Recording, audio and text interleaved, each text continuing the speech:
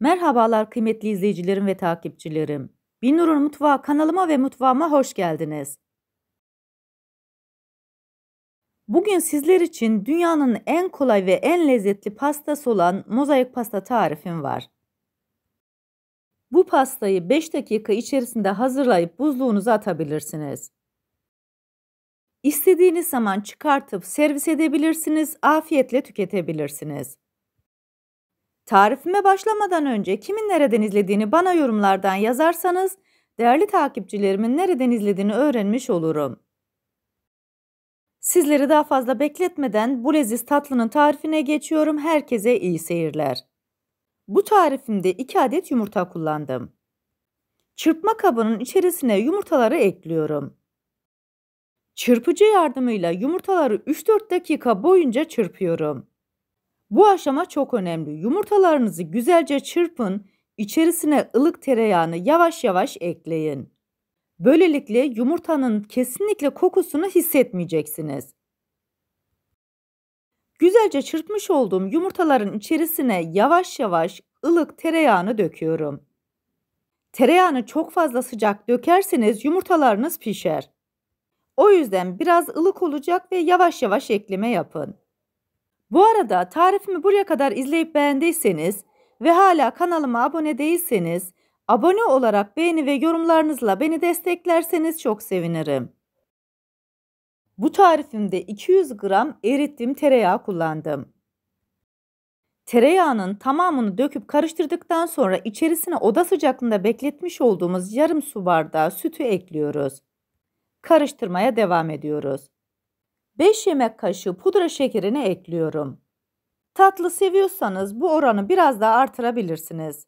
Ya da sevmiyorsanız pudra şekeri oranını biraz daha azaltabilirsiniz. Bu tamamen sizin damak zevkinize kalmış. Daha sonra karışımın içerisine 4 yemek kaşığı tepeleme kakaoyu koyuyorum. Tarifimde kullanmış olduğum bütün malzemeleri videomun altındaki açıklama kısmında ölçüleriyle birlikte paylaşıyor olacağım. İsterseniz oradan da bakıp faydalanabilirsiniz. Bütün malzemelerle kakaoyu güzelce çırpıyorum. Çırptıkça göreceksiniz kıvamı da oldukça güzel olacak.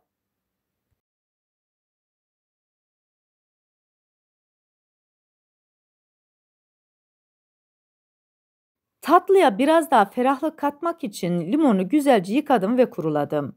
Sadece sarı kısımlarını rendeliyorum. Tatlının içerisine beyaz kısımlarını rendelerseniz acılık olur. Bu arada tarifimi buraya kadar izleyip beğendiyseniz sosyal medya hesaplarınızdan arkadaşlarınızla paylaşarak bana destek olursanız çok sevinirim.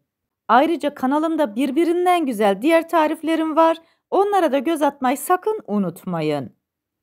Limonu da rendeleyip güzelce karıştırdım. Tarifimde 1,5 paket Petibör bisküvi kullandım.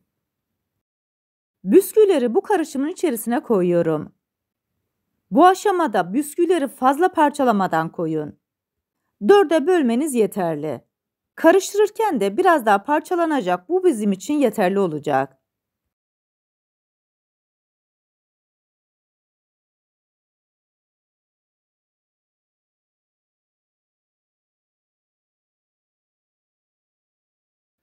Karıştırmadan önce içerisine 4 yemek kaşığı iri parçalı ceviz koyuyorum. Cevizleri çok fazla ince şekilde çekmeyin. İri parçalı cevizler ağza geliyor, daha lezzetli oluyor. Bütün malzemeler birbirine geçinceye kadar spatula yardımıyla karıştırıyorum. Bisküviler sizlere biraz fazla gibi gözükebilir fakat tam ölçülü, tam kıvamında. Bu tarifi bir kez yaptığınız zaman favori tarifleriniz arasında yerini alacaktır. Artık buzluğa girmek için tatlımız hazır. Ben en küçük borcamı kullandım. Buzluğa bu kalıbın içerisinde koyacağım. Koymadan önce serafreş ile güzelce etrafını sarıyorum. Kenar kısımlarından da biraz taşırıyorum. Serafreşi borcamın iki tarafına da güzelce yerleştiriyorum. Hazırlamış olduğum tatlıyı borcamın içerisine boşaltıyorum. Çok sıkı bir şekilde spatulayla güzelce yapıştırarak yerleştiriyorum. Bu aşamada isterseniz elinizle de bu işlemi yapabilirsiniz. Ya da spatulayla iyice sıkıştırarak şekil verebilirsiniz.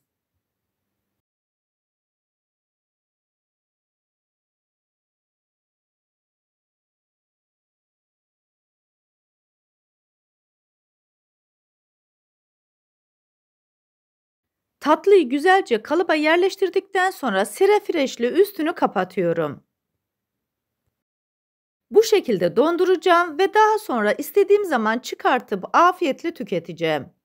Aslında çok pratik bir tatlı. Hiç buzluğumdan eksik etmiyorum.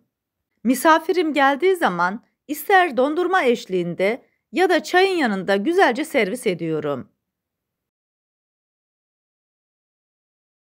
Buzluğa götürmüş olduğum tatlı ertesi gün tamamen dondu. Kalıbın içerisinden çıkartıyorum.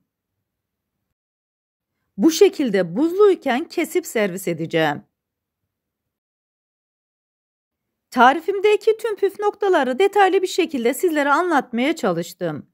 Ancak yine de aklınıza takılan bir kısım olursa bana yorumlardan yazabilirsiniz. Oradan da elimden geldiğince sizlere dönmeye çalışıyorum. Tatlının etrafındaki serafreşi çıkartıyorum.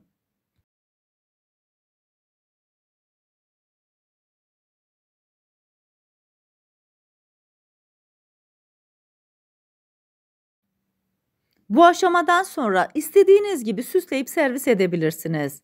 Ben etrafına biraz parça fıstık koydum. Böyle daha hoş ve daha güzel gözüküyor.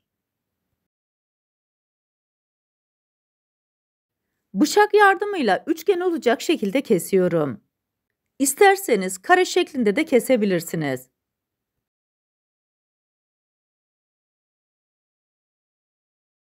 Sizlere bir de bu leziz tatlının iç dokusunu göstermek istiyorum.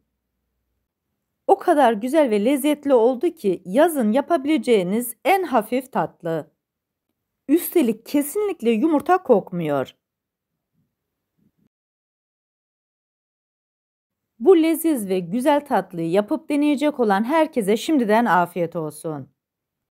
Siz tatlımızın son halini seyrederken ben de sizlere veda etmiş olayım. Bir tarifimizin daha sonuna geldik. Videomu izlediğiniz için teşekkür ederim. Bana destek olmak için tarifimi beğendiyseniz beğenmeyi, abone değilseniz abone olmayı, yeni tariflerimi izlemek için bildirim zilini açmayı, tariflerimi sevdiklerinizle paylaşmayı unutmayın. Her şeyin gönlünüzce olması dileğiyle, hoşça kalın, afiyetle kalın, Allah'a emanet olun.